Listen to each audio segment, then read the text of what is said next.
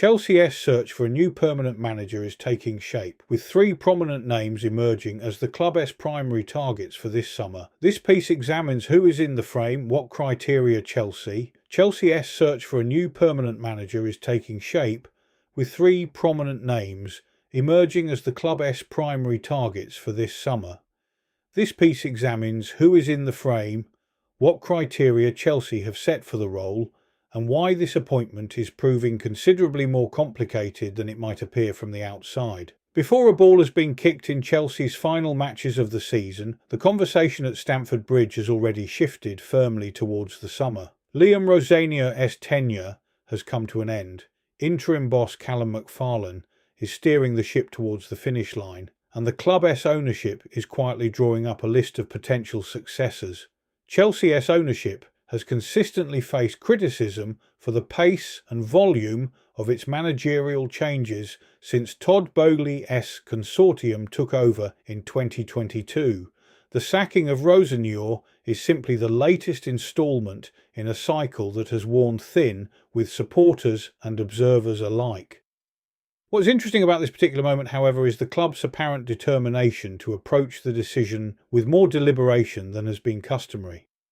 Speaking publicly about the situation, Paul Merson offered a candid and somewhat sobering assessment. The former midfielder and lifelong Chelsea supporter suggested the club's current operating model makes it a less attractive proposition for managers at the very top of the profession, arguing that the balance of power has shifted to the point where incoming coaches are likely to be grateful for the opportunity rather than the other way around. It is a pointed observation, and one that cuts to the heart of a broader structural problem at the club. Merson specifically highlighted the physical profile of the current squad as a concern that any ambitious manager would need to confront immediately. The difficulty, of course, is that Alonso has demonstrated he is not simply chasing prestige or financial reward. His decision to remain at Leverkusen when Liverpool came calling suggested a manager who is selective about his environments and confident enough in his own judgment to wait for the right fit. Whether the current state of Chelsea's squad and structure appeals to someone of his standing is genuinely uncertain.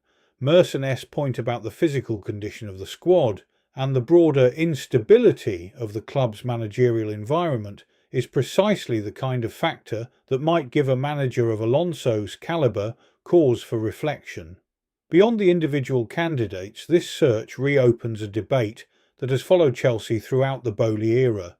One thing appears certain: this is not a decision Chelsea are planning to rush. Whether that patience translates into a genuinely transformative appointment or simply a more carefully considered version of the same cycle remains to be seen.